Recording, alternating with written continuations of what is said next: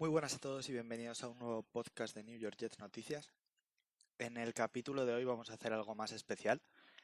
Vamos a contar y a ver cuál fue la historia de nuestra franquicia, cuál ha sido nuestra historia, qué ha pasado desde el día 1 en el que se fundó la franquicia hasta el día de hoy. Este es un capítulo que yo creo que va a servir para absolutamente todo el mundo, desde para aquellos que lo conocen todo de nuestra franquicia, que llevan años siguiéndola. Siempre es bonito recordar otras épocas y siempre es bueno porque tal vez hay alguna parte que no sepáis o simplemente os hayáis olvidado. Además, creo que también va a ser bueno para aquellos que no saben absolutamente nada de nuestra franquicia, ya que van a pasar de no saber nada a ser unos absolutos expertos. Vamos allá. En 1959 se funda una franquicia de la NFL, que entonces no era la NFL aún, llamada Titanes de Nueva York, que empezaron a jugar en lo que era la American Football League. Sus primeros años la verdad es que no tuvieron apenas éxito. Jugaban en un campo que, bueno, al final es un campo, pero fue un conjunto de campos porque fue reconstruido muchas veces, que se llamaba el Polo Grounds, donde han jugado prácticamente todos los equipos de la ciudad de Nueva York. Y durante, como digo, durante sus primeros años no tuvieron mucho éxito. En 1964 cambian su nombre y pasan a denominarse como conocemos hoy en día nuestra franquicia, los New York Jets, por lo que este nombre de Titanes de Nueva York les duró 5 años. Conjunto con este cambio de nombre, acompañó a la franquicia un traslado. Nos mudamos de lo que era el Polo Grounds y nos fuimos al Shea Stadium, que nos acompañaría durante lo que ha sido gran parte de la historia de nuestra franquicia. Es como curiosidad sobre este estadio decir que era tenía los derechos los Mets, pero nosotros podíamos jugar allí también. Los Mets es un equipo de Nueva York también de béisbol y que está muy ligado a lo que es nuestra franquicia. Hay muchos aficionados de los Jets que también son aficionados de los Mets. Como curiosidad decir que este campo pertenecía a los Mets, por lo que ellos ponían las condiciones que querían ejercer sobre nuestro uso del campo. Y es que, por poner un ejemplo, en 1969 no jugamos ni un solo partido en casa hasta finales de octubre. ¿Por qué? Porque la temporada de los Mets se alargó. Llegaron a postemporada, hicieron las cosas bien y su temporada se alargó, por lo que nosotros no podíamos empezar a jugar en el Shea Stadium, porque es muy costoso y más en esa época el cambiar desde de lo que era un campo de béisbol a un campo de fútbol americano. Así que tuvimos que esperar hasta finales de octubre para empezar a jugar nosotros. Esto dio resultado a que durante todos estos años que jugamos en ese campo quedarán calendarios muy locos, jugando 5 partidos fuera de visitante al principio, luego jugando 6 en casa. Es, es por esto que al final, unos años después, nos acabaríamos mudando, pero bueno, que en este estadio estuvimos 20 años, ¿eh? 20 años de nuestra franquicia lo pasamos en el Shea Stadium. Un año después de esto, de esta mudanza, en 1965, se produce un hecho que marcó notablemente lo que era el devenir de nuestra franquicia. Y es que fichamos a un quarterback de Alabama llamado Joe Namath, que fue clave para la historia de nuestra franquicia. Durante su fichaje hubo mucha controversia, ya que venía de lesiones y entonces tuvieron que revisarlo bien los médicos y demás, pero al final se hizo el fichaje y la época de los 60 es una muy buena época de los Jets. El equipo fue progresando poco a poco. En 1967 tenemos nuestra primera temporada ganadora. Y dirás, pero bueno, a ver Pablo, ¿cómo va a ser la época de los 60 una buena época si en el 67 es la primera temporada ganadora? Ya, pero es que veníamos de la absoluta nada, o sea, nuestros primeros años fueron muy malos. ¿Y qué pasó? En 1967 tenemos la primera victoria, o sea, la primera temporada con victorias. En 1968 es cuando ganamos nuestro único campeonato de la Liga Americana que tenemos, el cual nos da derecho a acceder a la Super Bowl 3. Como veis, se habían disputado tan solo 2 más Super Bowls. Era súper reciente la unión NFL. Y en esa Super Bowl 3 nos toca enfrentarnos a los Baltimore Colts, que eran el equipo que ganó la National Football League en aquella temporada.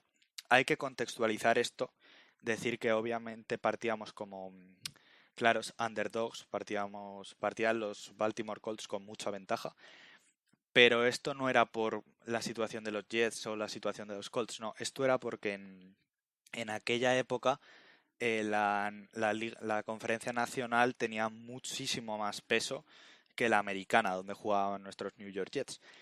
Pero aún así, esa Super Bowl la ganamos nosotros 16-7, convirtiéndonos en el primer equipo de la conferencia americana en ganar una Super Bowl. Y fue a partir de ese partido cuando se empezó a tomar en serio a los equipos de la conferencia americana.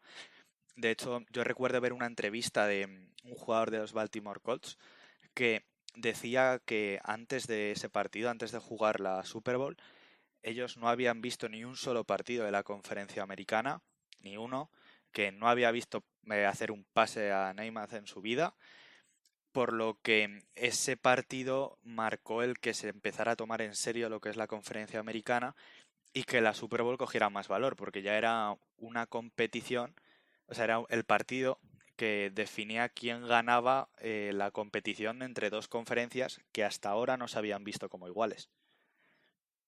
Esto fue en 1968.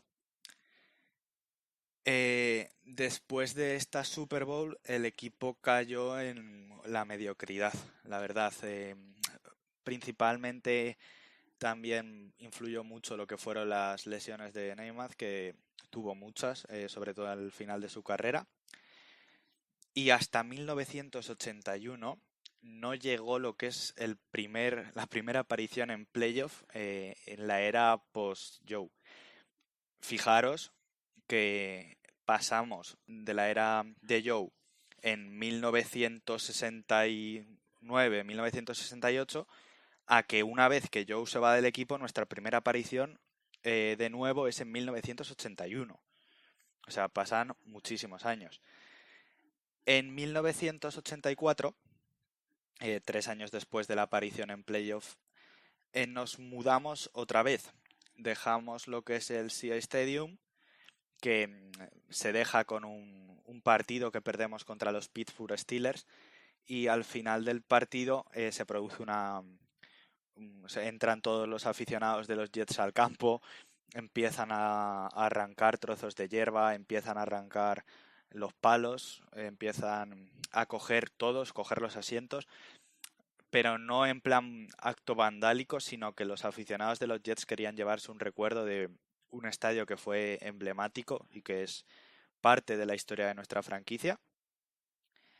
Y en 1984, después de jugarse ese partido, nos mudamos a New Jersey, donde está alojado actualmente el equipo. En 1986 empezamos 10-1 la temporada, la empezamos genial, pero por desgracia llegaron las lesiones y perdimos 5 partidos seguidos. Aún así, como habíamos empezado 10-1, nos dio de sobra para meternos en el playoff, donde pasamos la primera ronda, pero acabamos por desgracia perdiendo contra los Browns en una doble prórroga. Después de 1986 nos saltamos otros 10 años más y nos encontramos en 1996. Año a destacar por lo malo, y es que fue la peor temporada de la historia con un 1-15. Después de esto, en 1997 empieza lo que es la época de Parcells, que es un entrenador que venía de ganar 2 Super Bowls en los Giants, que era actual entrenador de los Patriots, y que los Jets intentaron fichar a sabiendas de que Parcells creía que iba a poder librarse del contrato que tenía con los Patriots. Obviamente los Patriots se quejaron de esto, ya que ellos tenían un contrato en vigor y el comisionado les dio la razón, por lo que no pudo hacerse. ¿Qué dijeron los Pats entonces? Que si queríamos a ese Parcells, que ellos iban a pedir una primera ronda por él. ¿Qué hicimos nosotros en vez de dar esa primera ronda por el entrenador? Pues lo que hicimos fue contratar intentamos hacer un lío y contratamos al que era el discípulo de Parcells, que era un entrenador que no sé si os sonará de algo. Me dicen que últimamente ha ganado algo que se llama Bill Belichick.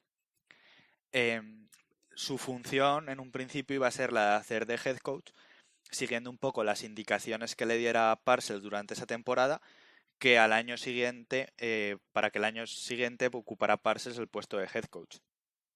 ¿Qué pasó al final? Pues que los Pats obviamente se quejaron de nuevo porque les estábamos haciendo una trampa considerable y el comisionado intervino y liberó a Parcells.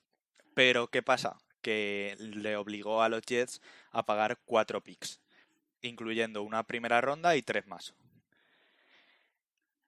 Por lo que Belichick, en vez de ocupar el puesto de head coach que parecía que iba a ocupar esa temporada, pasó a ocupar el de head coach asistente y el de defensive coordinator. Después de esto, en 1999, justo un año después, había obviamente muchas esperanzas puestas en el equipo. Pero Testaverde, el que era el quarterback en esa temporada, se lesionó la rodilla. Creo que fue la rodilla, no estoy muy seguro, pero se lesionó. Y no pudo seguir jugando. Por lo que acabamos 8-8 esa temporada. Viniendo de una temporada en 1998 donde habíamos hecho un récord de 12-4. ¿Qué pasó? Que Parcells en 1999 renovó como head coach y Belichick en un principio estaba destinado a ser el próximo head coach una vez terminara el contrato que acababa de firmar Parcells por solo un año, por lo que en un principio Bill Belichick iba a ser el head coach de los Jets al año siguiente. Pero al parecer pasó que Kraft hizo llegar una oferta a Bill a través de unos intermediarios en la que le ofrecía 2 millones y además el control del fútbol. Por lo que intentaron hacer es anular el contrato que tenía Bill Belichick con los Jets. Esto lo hicieron a través de una demanda que interpusieron, pero que no consiguieron ganarla, por lo que no les quedó otra a los Pats que negociar con los Jets. Y Bill Belichick acabó encaminándose a ser el head coach de los Jets.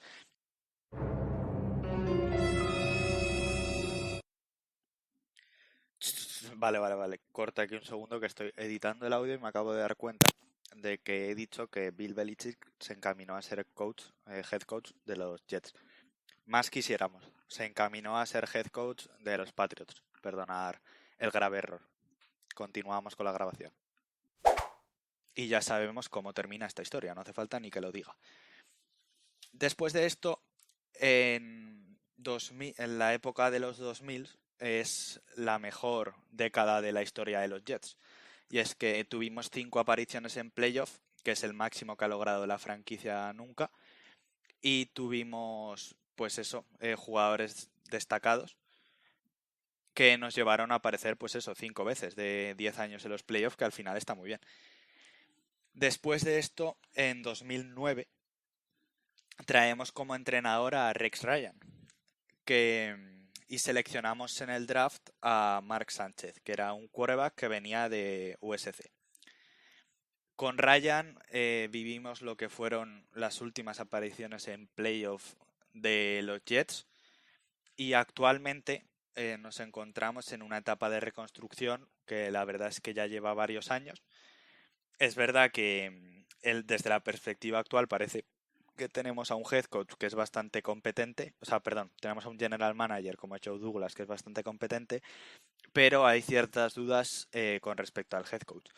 Pero si algo nos enseña la historia que os he contado ahora es que verdaderamente el mundo de los deportes es muy impredecible, por lo que a veces el que parece que te va a ir genial te acaba yendo muy mal y el que parecía que iba a ser muy malo acaba siendo muy bueno.